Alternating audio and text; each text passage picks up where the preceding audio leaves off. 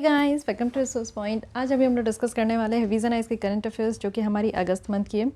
तो इसमें काफ़ी टॉपिक हमारी कंप्लीट हो गई है। आज हम लोग इंटरनेशनल रिलेशंस ही देखेंगे, जिसमें कि स्टार्ट करेंगे हम लोग चाबार पोर्ट के साथ। उसके बाद इंडिया और इजिप्ट की जो रिलेशन है उसे हम लोग डिस्कस करेंगे, और जितनी भी न्यूज़ यहाँ पे रही है जो शॉर्ट न्यूज़ है उसे भी हम लोग कवर कर लेंगे। तो आज मिला जुला कर हमारा जो इंटरनेशनल रिलेशंस का जो टॉपिक है वो यहाँ पे कंप्लीट हो जाएगा। ओके, तो चलिए स्टार्ट करते हैं। फिर मैं इसे मर्ज कर दूंगी, जिससे कि आप लोग इतने एक एक दो दो टॉपिक जो देखे हो, फिर आप लोग को जब रिवाइज करना होगा तो एक ही साथ इकट्ठे इंटरनेशनल रिलेशंस की देख लेना। ओके, तो चलिए स्टार्ट करते हैं चाबार पोर्ट के साथ, क्योंकि ये टॉपिक कुछ नया नहीं है, कई बार हमने डिस्कस किया, बट अभी यहाँ पे एक नया एंगल पता चलेगा कि क्यों हम लोग डिस्कस कर रहे हैं।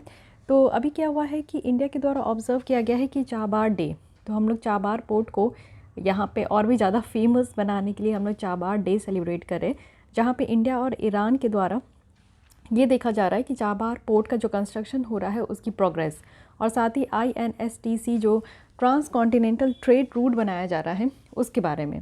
तो चलिए एक एक करके देखेंगे। यहाँ पे हम लोग दूसरी एंगल के साथ इसको कनेक्ट करके देखने वाले हैं। चाबार पोर्ट को यहाँ पे जो INSTC है तो उसे जो यहाँ पे नॉर्थ साउथ ट्रांसपोर्ट कॉरिडोर जो बनाया जा रहा है उसे भी हम लोग यहाँ पे कनेक्ट करके देखेंगे। तो चाबार पोर्ट के बारे में समझते हैं।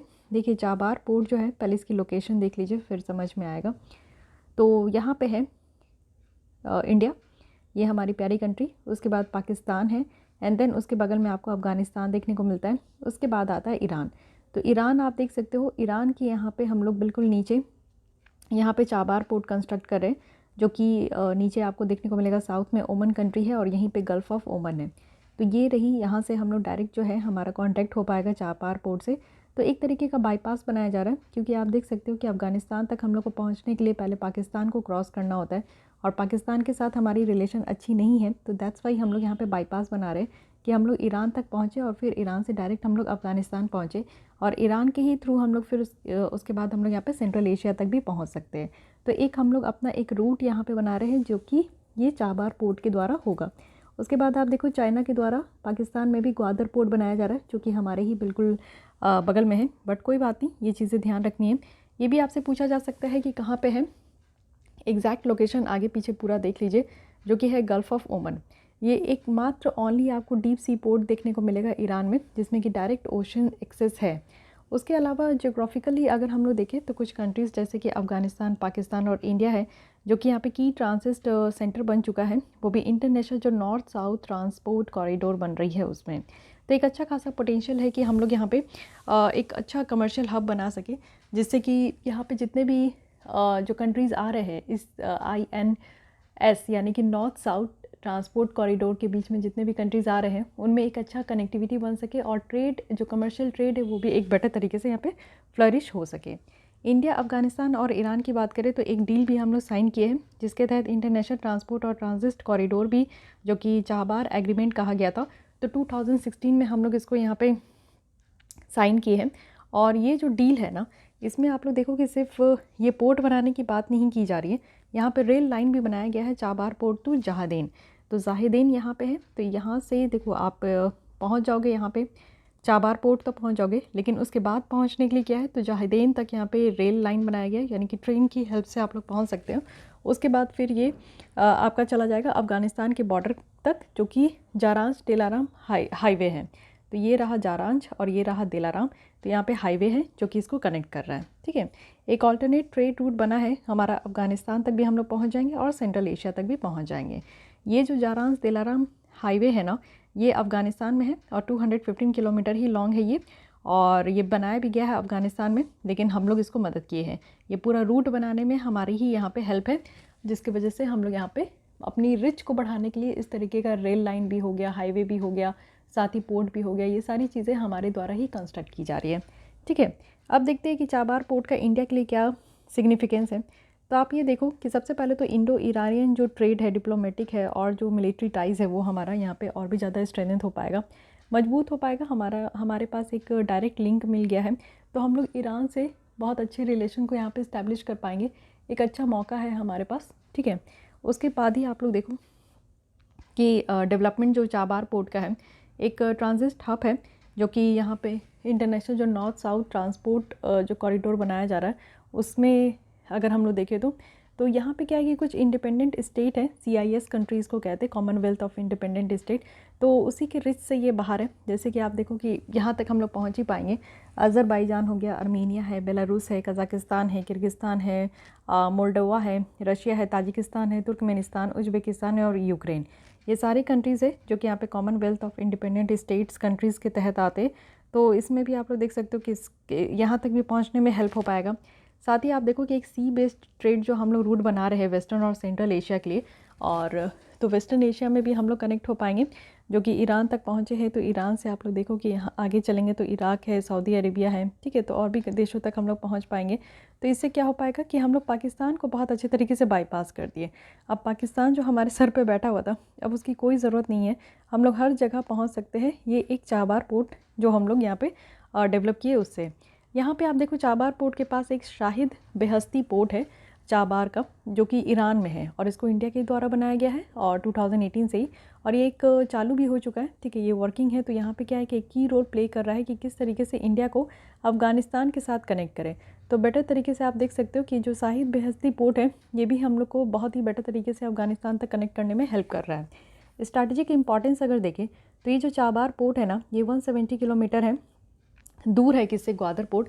और ये ग्वादर पोर्ट जो कि आप जानते हो कि चाइना के द्वारा पाकिस्तान में बनाया जा रहा है। तो एक अच्छा खासा इंपॉर्टेंस भी है हमारे इंडियन नेवी के लिए, और डिफेंस भी हम लोग यहाँ से इस्टेब्लिश कर सकते हैं कि बगल में चाइना बैठा है तो उसके बगल में हम लोग भी बैठे हुए, कोई इशू नहीं है।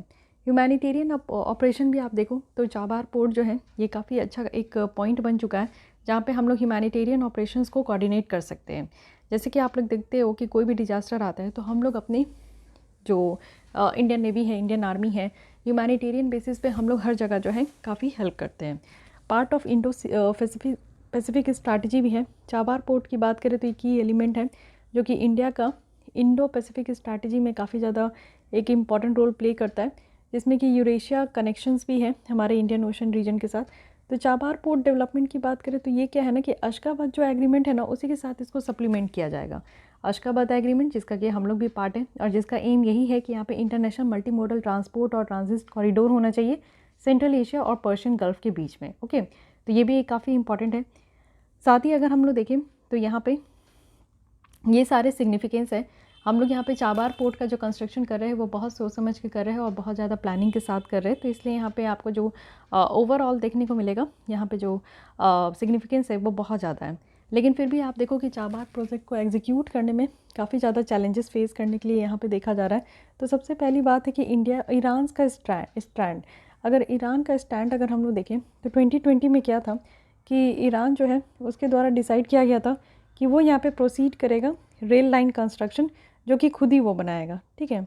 लेकिन बाद में क्या हुआ ना, एक्चुअली हम लोग यहाँ पे रेल लाइन जो बनाने की बात किए थे तो वो बहुत डिले हो रहा है, ठीक है। जैसे कि आपको पता है कि हमारा जो कंस्ट्रक्शन वर्क है वो इतना ज़्यादा लाजवाब है कि कहीं पे भी हम लोग कंस्ट्रक्शन इंफ्रास्ट्रक्चर कंस्ट्रक्शन करने जाते हैं तो वो 5 साल की जगह 15 साल 20 साल हो जाता है। तो ईरान को अच्छा नहीं लगा। ईरान ने कहा कि हम लोग खुद ही यहाँ पे बना लेंगे, और बनाने के बाद पीछे आप समझो कि इसको जो हेल्प कर रहा था वो यहाँ पे चाइना कर रहा था। तो चाइना की हेल्प से जो है ईरान ने कहा कि अब आप छोड़ दो, आपको रेल लाइन बनाने की ज़रूरत नहीं, हम लोग खुद ही बना लेंगे। तो एक अलग ही तरीके की इशू यहाँ पे निकल कर आ रही थी, ठीक है। यूएस का सैंक्शन, जैसा कि आपको पता है कि यूएस भी ईरान के साथ बहुत ही ज़्यादा चिढ़ता है। तो उन्होंने क्या किया कि यूएस का क्या किया कि यूएस ने ईरान के ऊपर सैंक्शन लगा दिया। तो हम लोग बहुत हेजिटेट फील कर रहे थे कि किस तरीके से कंस्ट्रक्शन कंपनीज़ के साथ डील करें और जो इस्लामिक रिवोल्यूशनरी गार्ड कॉर्प्स है उसके साथ डील करें इस सेक्शन के तहत। लेकिन फिर भी जो प्रोजेक्ट था इसमें एक स्पेशल वेवर मिला यूएसए के द्वारा, और ये काफ़ी डिफ़िकल्ट हुआ लेकिन एक समय के बाद कि कैसे हम लोग इक्विपमेंट सप्लायर्स पार्टनर्स ये सारी चीज़ें फाइंड आउट कर सके, ठीक है। क्योंकि देखिए यूएस के साथ हमारी भी रिलेशन बहुत बेटर है, और कई बार ये देखा जाता है कि यूएस जिस भी देश में सैंक्शन लगाता है तो यूएस चाहता है कि उसके जो पार्टनर कंट्रीज़ है, जो कार्टसाक के मेंबर है, वो भी उसके साथ जो है सैंक्शन में ही रहे, उसके साथ ट्रेड नहीं करे, अच्छी रिलेशन नहीं रखे। लेकिन हमारे लिए एक थोड़ा सा इशू हो जाता है क्योंकि हम लोग हर एक देश के साथ अपनी जो रिलेशन है वो बहुत बेटर लेके चलते हैं, ठीक है। तो इसलिए हम लोग मैनेज करके चलते हैं, हम लोग किसी का भी साथ नहीं देते, बिकॉज हम लोग यहाँ पे सॉवरेन कंट्रीज़ है, ओके। हम लोग अपने डिसीजन खुद लेते हैं। ईरान का क्लोजनेस अगर हम लोग देखें चाइना, क्योंकि आप देखो कि इधर क्या हुआ है ना कि ईरान जो है चाइना कहीं ना कहीं आप देखते हो कि जहाँ पे भी हम लोग काम करते हैं वहाँ पे चाइना उठ के आ जाता है, और हमारी जो कमी है उसको पकड़ता है और फिर उसको ओवरकम करने के लिए क्या करता है कि अपने तरफ उस पार्टी को खींचने का कोशिश करता है। तो सेम यहीं पे हुआ कि एक आप देखो कॉम्प्रहेंसिव प्लान फॉर कॉपरेशंस जो है ये ईरान और चाइना के बीच यहाँ पे साइन हुआ है, जो कि 25 साल का है। तो ये प्रपोज किया गया है और यहाँ पे यूएसडी डॉलर आप देख सकते हो 400 बिलियन तक का यहाँ पे पार्टनरशिप डील है जो कि किया जा रहा है ईरान और चाइना के बीच में।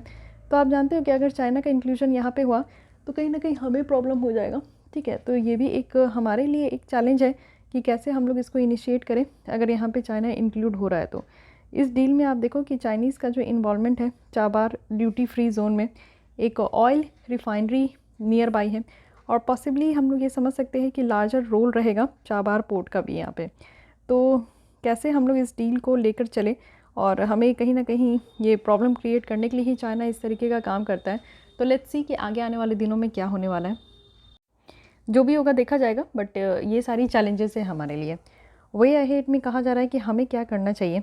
सबसे पहले तो हमारी सबसे बड़ी कमी ये है और ख़राबी है जो मुझे नहीं अच्छा लगता है कि हम लोग यहाँ पे जो कमिटमेंट करते हैं कि 5 ईयर्स हो 10 ईयर्स हो किसी भी इंफ्रास्ट्रक्चर कंस्ट्रक्शन के लिए, तो उस प्रोजेक्ट को हम लोग को टाइम पे कंप्लीट करना होगा, डिले नहीं करना होगा, तभी जाकर हम लोग किसी और कंट्री को मौका नहीं देंगे, ठीक है। हम लोग को क्या है कि एक अच्छा बैलेंसिंग एक्ट करना होगा यूएसए और ईरान के बीच में, क्योंकि आप देखो यूएसए का ईरान से पटता नहीं है और बार बार वो सैंक्शन लगाता है, क्योंकि यूएसए को लगता है कि ईरान ने जो प्रॉमिस किया है वो उसको कहीं ना कहीं वॉयलेट करता है, ठीक है, यूएसए की प्रॉमिस को। तो यूएसए चिढ़ता है। तो हम लोग को दोनों कंट्रीज़ के साथ एक अच्छा रिलेशन बना के चलना है। तो एक बैलेंस बना के चलना भी एक बहुत ही इंपॉर्टेंट हो जाता है और काफ़ी डिफ़िकल्ट भी होता है। साथ ही रिसेंटली देखें तो उज्बेकिस्तान जो है उसके द्वारा भी इंटरेस्ट दिखाया गया कि वो भी यहाँ पे चाबार पोर्ट को ज्वाइन करना चाहता है। साथ ही इससे काफ़ी इंपॉर्टेंट आप देखो कि ये हो जाएगा कि ऑपरेशन में कि चलो ज़्यादा से ज़्यादा कंट्री होंगे तो इसकी ऑपरेशन ईज़ हो पाएगी और अच्छे तरीके से ये भी जो है इस पोर्ट को यूज़ कर पाएंगे। इमर्जिंग पावर की जैसा अगर हम लोग देखें तो पीसफुल एक्सटेंड जो नेबरहुड का है, यानी कि ईरान और अफ़गानिस्तान का, ये इतना ज़्यादा is not only good for trade energy security, but ये एक अच्छा भी है कि हमारा जो एस्पिरेशन है कि हम लोग एक सुपर पावर बन सके। तो सुपर पावर बनने का जो सपना है इंडिया का, वो इस एरिया में ज़रूर पूरा हो सकता है। ओके, अब ये तो रहा पूरा चाबार पोर्ट के बारे में, लेकिन इसके अलावा हम लोग इतनी देर से international north south transport corridor के बारे में बात कर रहे हैं, तो इसके बारे में डिटेल में देख लेते हैं कि ये ऑर्गेनाइजेशन है क्या। देखिए, कॉरिडोर कहने का मतलब है कि रास्ता। अब यहाँ पे कुछ रास्ता हम लोग बना रहे हैं जो कि नॉर्थ कंट्रीज़ को साउथ कंट्रीज़ के साथ जोड़ा जा रहा है। अब साउथ कंट्रीज़ क्या क्या हैं, तो साउथ में हम ही लोग आ रहे हैं और हमारे नॉर्थ में जितने कंट्रीज़ हैं हम लोग उसको जोड़ने का, कनेक्ट करने का कोशिश कर रहे हैं, जिससे कि ट्रेड वगैरह में जो है एक बेटर यहाँ पे फैसिलिटी मिल सके, ठीक है। बेसिकली आप लोग देखो, नॉर्थ कहने का मतलब है कि रशिया, तो रशिया का भी जो नर्दर्न एरिया है उससे हम लोग कनेक्ट करने की यहाँ पे कोशिश कर रहे हैं, तो इसलिए ये प्रोजेक्ट लाया गया है। अब इसमें आपको देखने को मिलेगा कि यहाँ पे रशिया है, साथ ही यहाँ पे आपका अज़रबैजान है, ईरान है। तो इस तरीके से ये प्रोजेक्ट चलते आ रहा है, ठीक है।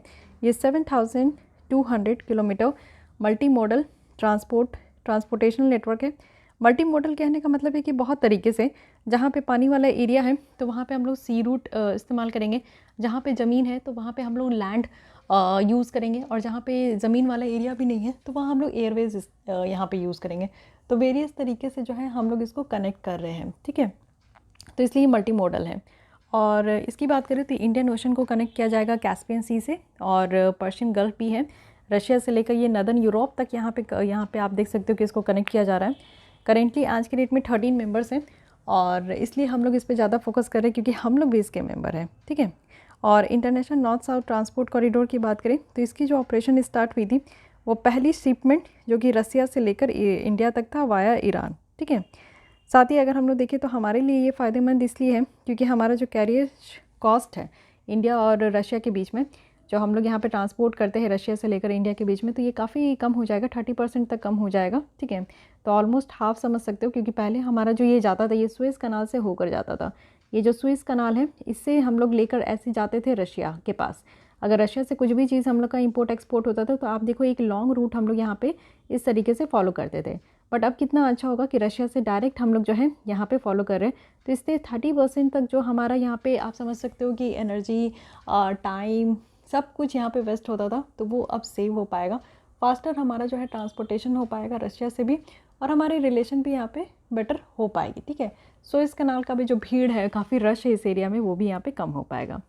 इससे अगर हम लोग देखें तो हमें क्या फ़ायदा होगा, हमारा स्मूथ एक्सेस हो जाएगा हम लोग सेंट्रल एशिया, जो कि जिसमें कि नेचुरल रिसोर्सेज का भंडार है, तो उससे भी हम लोग कनेक्ट हो पाएंगे और उसकी जो भी मटेरियल वगैरह है, मिनरल्स वगैरह है, तो वो भी हम लोग जो है बहुत ही फास्ट तरीके से अवेल कर पाएंगे।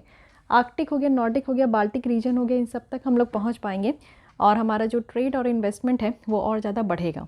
हमारी जो डिपेंडेंसी है आज के डेट में, करंट जो ट्रेडिंग पार्टनर है, स्पेशली आप लोग देख सकते हो कि जैसे चाइना है, वेस्ट एशिया है, तो हमारे कुछ गिने चुने ही हैं, तो उसका भी हम लोग को एक ऑल्टरनेटिव मिल जाएगा।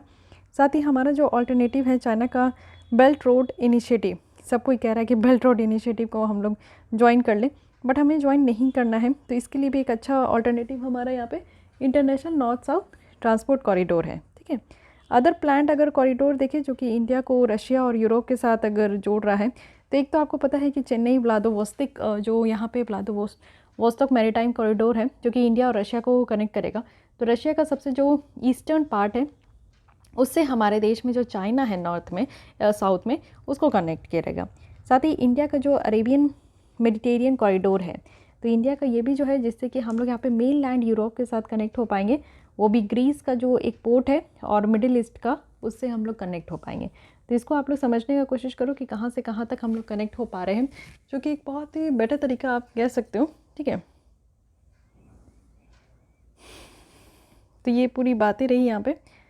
सो guys, this is all about Chabahar port. तो आई होप कि इससे रिलेटेड देखो, ऑलरेडी प्रीवियस ईयर जो है यूपीएससी का ले लो या फिर स्टेट पीसीएस का भी क्वेश्चन पेपर आप ले सकते हो, प्रीलिम्स हो गया, मेंस हो गया, उसमें इस टॉपिक से क्वेश्चन आ चुका है। तो इसलिए दैट्स वाई ये टॉपिक काफ़ी ज़्यादा इंपॉर्टेंट है। डायरेक्ट आपसे क्वेश्चन पूछा गया है, बहुत ही ज़्यादा टफ नहीं है, लेकिन आपको लोकेशन पता होना चाहिए, साथ ही इसके बारे में अभी न्यू क्या बातें कर रहे हैं। देखिए सेंट्रल एशिया ये पूरा हम लोग जो है यहाँ पे कनेक्ट हो पाएंगे, और सेंट्रल एशिया जैसे कि आपको पता है कि नेचुरल मिनरल्स यहाँ पे बहुत ज़्यादा है, रिसोर्सेज बहुत ज़्यादा है। सो दैट्स वाई हमारे लिए ये एक बहुत ही फ्रूटफुल रहेगा। तो इस पर हम लोग ज़्यादा फोकस कर रहे हैं आज के डेट में, तो इसके बारे में ध्यान रखना है। ईच एंड एवरी पॉइंट हम लोग यहाँ पे डिस्कस कर लिए विथ मैप, साथ ही यहाँ पे इंटरनेशनल जो नॉर्थ साउथ ट्रांसपोर्ट कॉरिडोर है, इसके बारे में भी हम लोग डिस्कस कर लिए। Okay, coming to the next article, India Egypt relation. तो रिसेंटली क्या है कि हमारी जो रिलेशन है वो 75 ईयर्स पूरी कर ली है, डिप्लोमेटिक रिलेशन। तो अब ये समझने का कोशिश करते हैं कि इंडिया और इजिप्ट के बीच में जो रिलेशन है वो कैसा है। देखिए हम लोग इजिप्ट, एक सेकेंड, यहाँ आप लोग देख लो, इंडिया तो नहीं दिख रहा, ठीक है, लेकिन इजिप्ट है, इस पर ध्यान दीजिएगा। ये है पूरा इजिप्ट, ठीक है। यहाँ पे आप देखो वेस्टर्न डेजर्ट है, ट्रॉपिक ऑफ कैंसर पास होता है, हमसे भी ट्रॉपिक ऑफ कैंसर पास होता है, ठीक है। नाइल रिवर है और स्विज ऑफ, यहाँ पे आप देख सकते हो कनाल, स्विज कनाल है, तो ये भी याद रखना है। चलिए आइए देख लेते हैं। सबसे पहले इंडिया और जो इजिप्ट के बीच में रिलेशन है उसका क्या फ़ायदा है ये समझते हैं। जियो स्ट्रैटेजी का अगर लोकेशन देखें तो इजिप्ट जिस तरीके से लोकेटेड है, ये एक हब है, ट्रेड रूट है, किसके किसके बीच का, यूरोप का, अफ्रीका का और एशिया का। तो अफ्रीका से भी हम लोग यहाँ पे कनेक्ट हो पाते हैं, यूरोप से भी हम लोग कनेक्ट हो पाते हैं, इजिप्ट से अगर हमारा रिलेशन अच्छा है तो, ठीक है।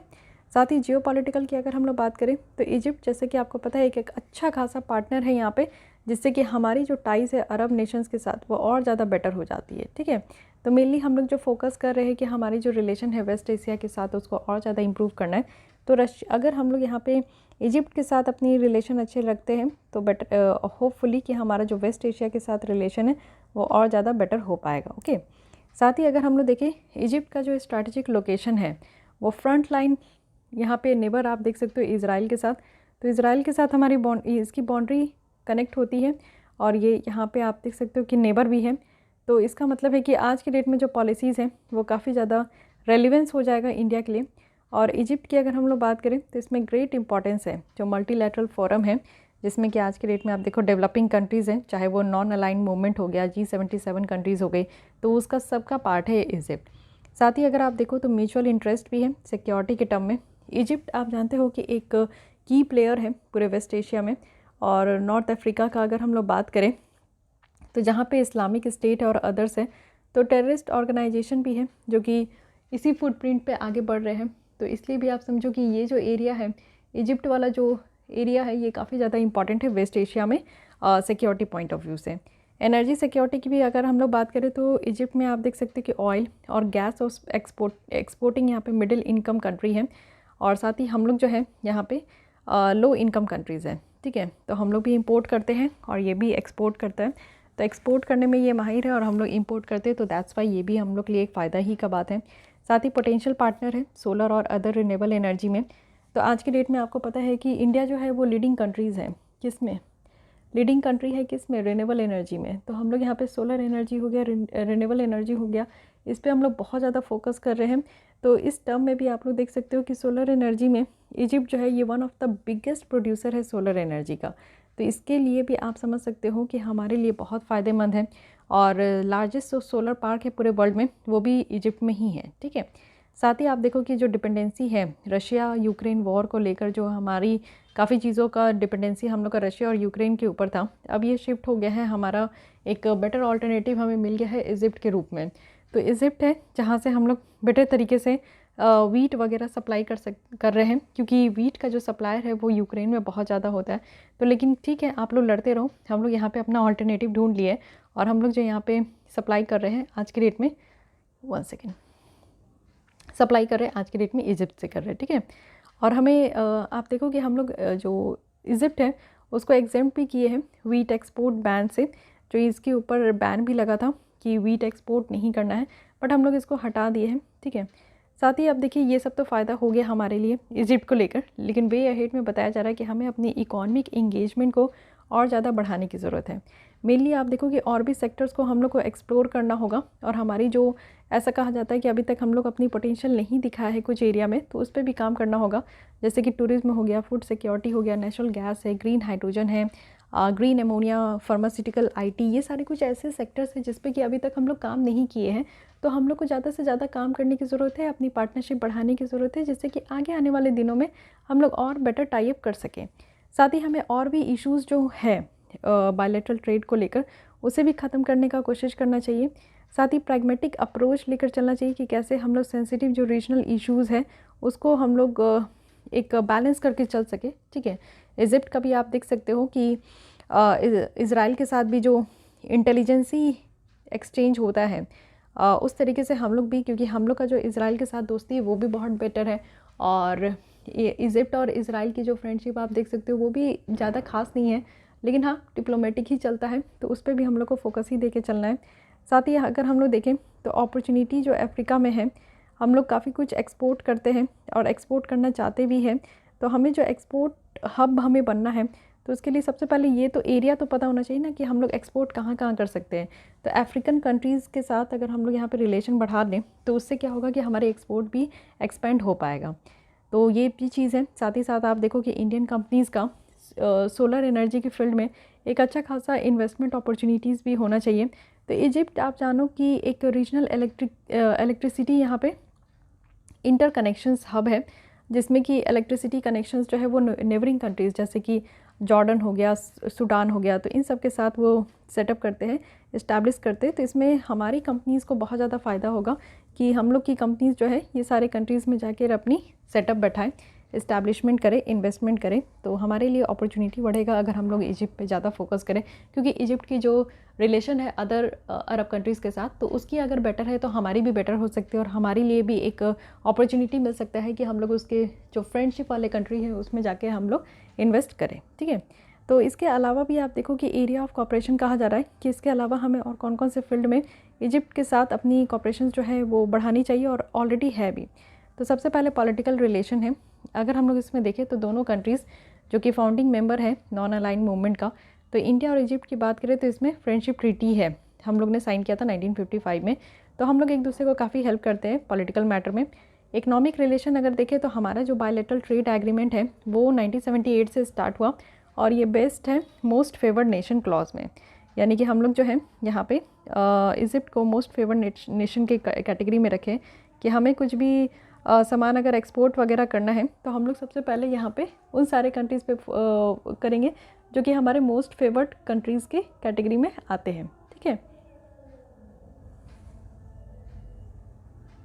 इसके अलावा अगर डिफेंस रिलेशन देखें तो हम लोग जो है यहाँ पे डेजर्ट वॉरियर है, जिसके थ्रू हम लोग यहाँ पे क्या करते हैं कि डिफेंस इंडस्ट्री कॉपरेशंस जो है उसको इंक्रीज़ करने का कोशिश कर रहे हैं।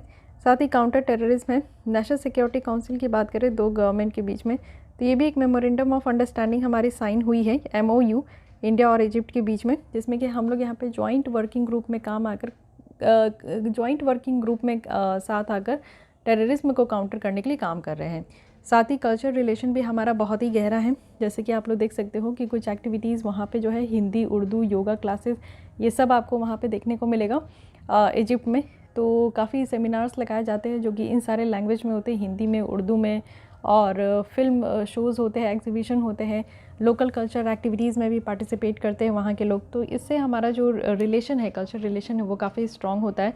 साथ ही अदर एरिया कॉपरेशन का है, जैसे कि हम लोग एक दूसरे को साथ देते हैं स्पेस में, साइंस एंड टेक्नोलॉजी में, एग्रीकल्चर रिसर्च वाले फील्ड में। तो इस तरीके से आप लोग देख सकते हो कि बहुत ऐसी फील्ड है जहाँ पे हम लोग ऑलरेडी एक दूसरे को साथ दे रहे हैं, और भी बहुत सारी फील्ड है जहाँ पे हम लोग को और भी फोकस करने की ज़रूरत है, जिससे कि हमारी और इजिप्ट की जो रिलेशन है वो और बेटर हो सके। चलिए, ये तो अच्छी बातें हमने देखा, बट अब समझने की कोशिश करते हैं कि चैलेंजेस क्या क्या है। हर दो कंट्री के बीच में या दो से ज़्यादा कंट्री है तो उनके बीच में आप देखो कि कहीं ना कहीं टकरार रहती है, चैलेंजेस रहता है, क्योंकि इतना आसान नहीं है कि दो कंट्री के बीच में अगर रिलेशन है तो वो सब अच्छे ही होंगे, ठीक है। कुछ प्रॉब्लम वाली भी चीज़ें होती है। तो यहाँ पे प्रॉब्लम क्या है ये समझिए। सबसे पहला तो है कि जो पोस्ट नैम एरा के बाद जो डिक्लाइन हो रहा है, यानी कि नॉन अलाइनमेंट जो मूवमेंट के बाद हम लोग को ये कमज़ोर होते हुए दिख रहा है, ये जो ग्रुप है नॉन अलाइन मूवमेंट। तो इंडिया और इजिप्ट का जो रिलेशनशिप है ना, वो भी यहाँ पे धीरे धीरे आप देखो कि जैसे जैसे आगे हम लोग बढ़ते जा रहे हैं, वैसे वैसे हमारी जो रिलेशन है वो भी यहाँ पे डिक्लाइन होते जा रहा है। साथ ही इनस्टेबिलिटी है इजिप्ट में, अगर हम लोग देखें तो काफ़ी बार्गेनिंग टेरर थ्रेट देखने को मिलता है वेस्टर्न डेजर्ट वाले रीजन में, जहाँ पे बहुत ही कम लिटरेसी भी बहुत कम है और पॉपुलेशन भी वहाँ पे बहुत कम है, और इस तरीके से देखा जाता है कि वहाँ पे बार्गेनिंग हो जाती है। साथ ही अगर बात करें चाइना के साथ रिलेशन, तो ऑलरेडी है कि चाइना हर जगह घुसा हुआ है, तो इजिप्ट में कैसे छूट जाएगा। तो चाइना के द्वारा एक स्ट्रैटेजिक पार्टनरशिप भी यहाँ पे इस्टेब्लिश किया गया है। साथ ही कुछ मिलिट्री इंगेजमेंट भी अगर हम लोग देखें तो रिसेंट ईयर्स में यहाँ पे काम में आ रहा है।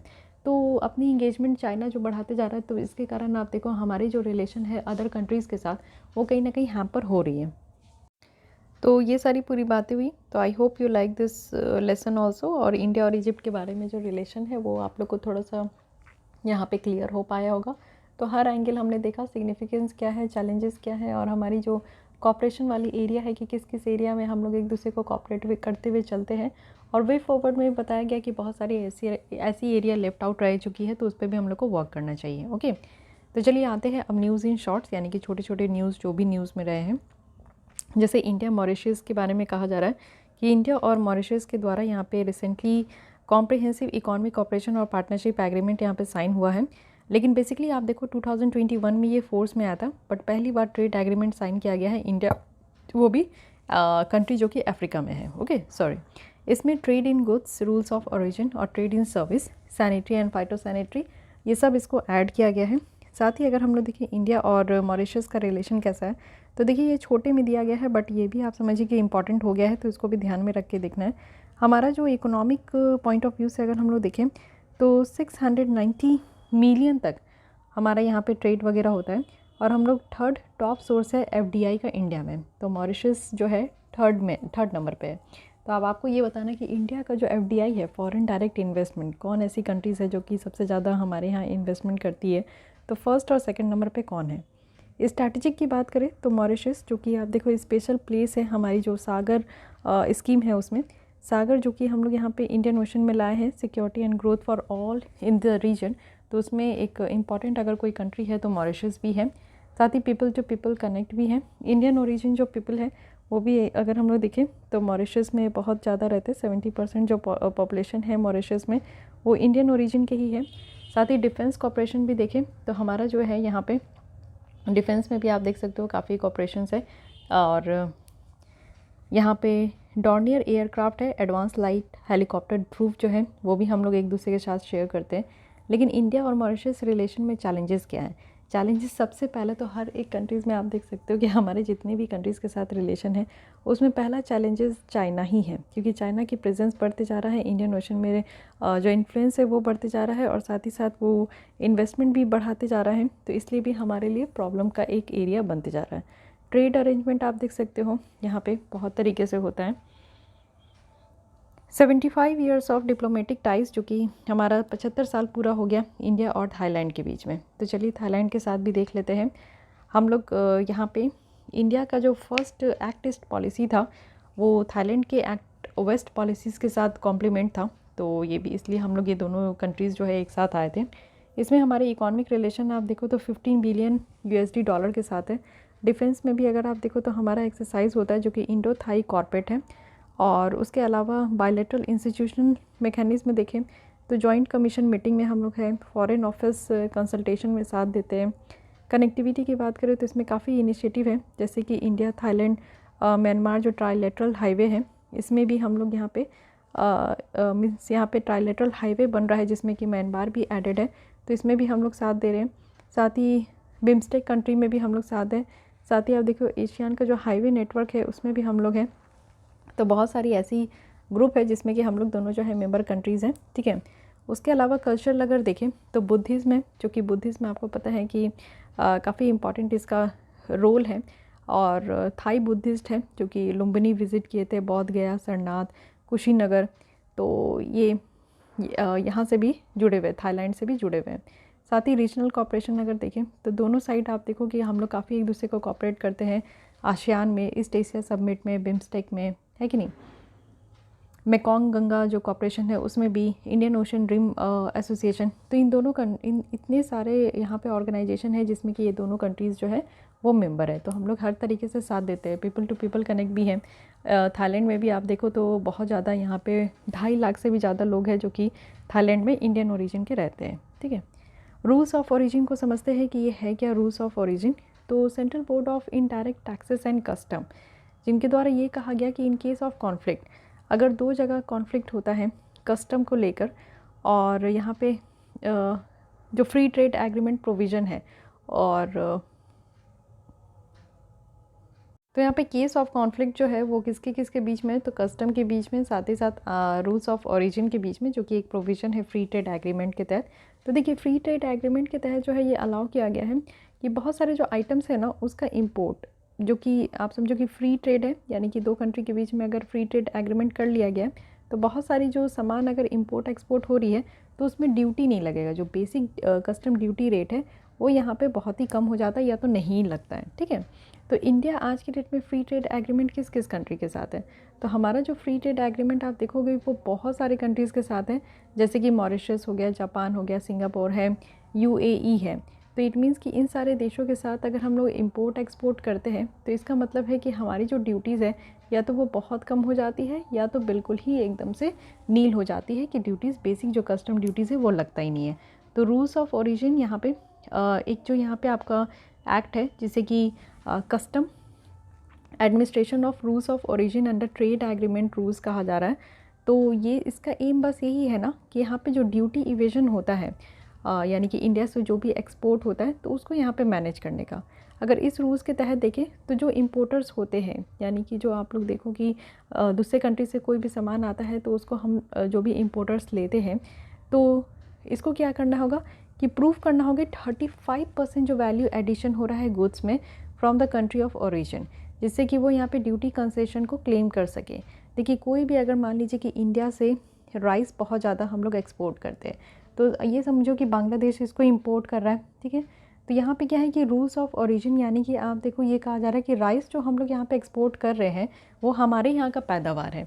आप लोग देखते हो कई बार वाया वाया भी होता है, जैसे कि हम लोग चाइना से इंपोर्ट करा ले फिर इसको हम लोग एक्सपोर्ट कर दे बांग्लादेश में, तो ये काम नहीं हो रहा है। रूल्स ऑफ ओरिजिन पता होना चाहिए, जैसे कि मेड इन चाइना आप देखते हो, मेड इन इंडिया है, मेड इन वियतनाम है, बहुत सारी चीज़ें देखने को मिलता है। तो रूल्स ऑफ ओरिजिन यानी कि बेसिकली उस प्रोडक्ट का ओरिजिन कहाँ से हुआ है, इसको रूल्स ऑफ ओरिजिन कहा गया है। तो अगर ये सामान मान लो कि राइस हम लोग यहाँ पे एक्सपोर्ट कर रहे हैं बांग्लादेश को और बांग्लादेश इंपोर्ट कर रहा है, तो अगर बांग्लादेश को ये पता चल रहा है कि हाँ हमारा जो रूल्स ऑफ ओरिजिन है राइस का वो इंडिया से ही है जहाँ से ओरिजिनली वो इंपोर्ट कर रहे हैं, तो फिर जो फ्री ट्रेड एग्रीमेंट के तहत जो यहाँ पे कंसेशन लगता है, यानी कि जो कस्टम ड्यूटी वगैरह की जो फ्री होती है, तभी वो यहाँ पे कस्टम ड्यूटी जो है वो यहाँ पे नील होगा या फिर कंसेशन होगा, यानी कि यहाँ पे थोड़ा बहुत कम करके दिया जाएगा।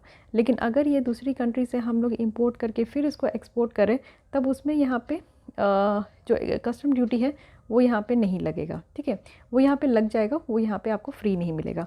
कहने का मतलब है कि जिस भी देश से यहाँ पे ओरिजिन हो रहा है उसी देश के प्रोडक्ट पे जो है अगर वो डायरेक्ट एक्सपोर्ट करते हैं दूसरे देशों को, तो उसी देश के प्रोडक्ट पे सिर्फ यहाँ पे रूल्स ऑफ ओरिजिन के तहत जो कस्टम ड्यूटीज़ है उसका नील होगा या फिर कम सस्ते दाम पे लगेगा। ठीक है, तो यहाँ पे अगर रूल्स ऑफ ओरिजिन की बात करूँ तो एक ऐसा क्राइटेरिया है जो कि प्रिस्क्राइब किया गया है कि नेशनल ओरिजिन क्या है, जो भी इंपोर्ट हो रहा है प्रोडक्ट का हमारे देश में, बेसिकली वो कहाँ से निकल कर आया है। तो इसको जानने के लिए यहाँ पे रूल्स ऑफ ओरिजिन लाया गया है। इसके तहत क्या है कि कंट्री का जो है वो फ्री ट्रेड एग्रीमेंट के साथ अगर लिंक है, तो जैसे कि हम लोग यहाँ पे क्या कर सकते हैं कि सामान को जो है ना दूसरे कंट्री से लाकर हम लोग थर्ड कंट्री में इसको डंप नहीं कर सकते। सेम है जैसे कि चाइना हमारे यहाँ बहुत सारी सामान को डंप करके चला जाता है, तो ऐसा नहीं कि हम लोग उसको उठा के जो है दूसरे कंट्री में डंप कर दें, ये नहीं कर सकते फ्री ट्रेड एग्रीमेंट के साथ। तो इसलिए इसको रूल्स ऑफ ओरिजिन को लाया गया है। ठीक है, इसके बेसिस आई होप कि आप समझ पा रहे होंगे। अगर फिर भी कोई कन्फ्यूजन है तो वो आप लोग मैसेज करना या मतलब कि कमेंट करना, तो मैं आप लोग को यहाँ पे फिर से समझा दूँगी। ठीक है, अब आते हैं न्यू स्टार्ट ट्रीटी में। तो ये देखिए न्यू स्ट्रैटेजिक्स आर्म रिडक्शन ट्रीटी है, तो इसके बारे में हम लोग कई बार डिस्कस भी किए। बट अभी क्या है कि रशिया के द्वारा हॉल्ट किया गया है, जो यूएस का इंस्पेक्शन लगाया गया था कि न्यू आर्सनल का जो है यहाँ पे वो इंस्पेक्शन करेंगे, तो उसको हॉल्ट लगाया गया। बेसिकली आप देखो कि न्यू स्टार्ट क्या है कि एक एग्रीमेंट है जो कि न्यूक्लियर आर्म्स रिडक्शंस के लिए किया गया है। किसके किसके बीच में? यूएस और रशिया के बीच में। ठीक है, नेक्स्ट आते हैं इंटरनेशनल कन्वेंशन है, वो भी standard of training certification and watch keeping for seafarers. तो यहाँ पे इंडिया है, ईरान है, जिनके द्वारा MOU साइन किया गया है फॉर स्मूथ मूवमेंट। जो सी फेयरर्स है उनका एक बेटर तरीके से स्मूथ मूवमेंट हो बिना किसी बैरियर के। तो यहाँ पे आपका दो कंट्री के बीच में ईरान के साथ हम लोग ने इसको यहाँ पे अभी साइन किए हैं। तो ये याद रखना है कि ईरान के साथ फिर एक न्यूज़ है यहाँ पे। ओके, साथ ही साथ अगर हम लोग देखें तो इसके बारे में ध्यान ही रखना, और क्या ही मैं बताऊँ, this is not as much important. Okay, तो guys this is all about international relations. काफ़ी लंबा चला ये, क्योंकि एक तो यहाँ पे festival back to back festival का टाइम है, मेरी ड्यूटी भी और मेरी स्केड्यूल भी काफ़ी टाइट रही है, तो दैट्स वाई मैं यहाँ पे रेगुलर बेसिस पे नहीं ले पा रही थी और लंबे लंबे लेसन नहीं ले पा रही थी। बट हाफ एन आवर का भी लेसन था जिसमें कि हम लोग 1 या 2 आर्टिकल को डिस्कस कर रहे थे। तो चलिए ठीक है, आप लोग भी यहाँ पे कोऑपरेट करते हो तो बेटर तरीके से हम लोग यहाँ पे कंप्लीट कर सकते हैं, और आगे लेसन इसी तरीके से आते रहेगा डेली बेसिस पे। अगर आप लोग को इसी तरीके से विज़न आइज की मैगज़ीन को डिस्कशन सुननी है तो आप लोग हमारे चैनल के साथ जुड़ सकते हो सब्सक्राइब करके। इसके अलावा 67 जो BPSC mains answer writing series चल रहा है, डेली बेसिस पे आपको वहाँ पे क्वेश्चन आंसर देखने को मिलेगा, मॉडल आंसर भी शेयर किया जाता है, तो उसको भी आप लोग ज्वाइन कर सकते हो। डिस्क्रिप्शन बॉक्स में ईमेल आईडी है, वहाँ पे मेल करके जो भी आपकी क्वेरीज है वो वहाँ पे आपका पूरा हो जाएगा। ओके, तो गाइस आज के लिए बस इतना ही, मिलती हूँ कल इसी टाइम पे, तब तक के लिए थैंक यू।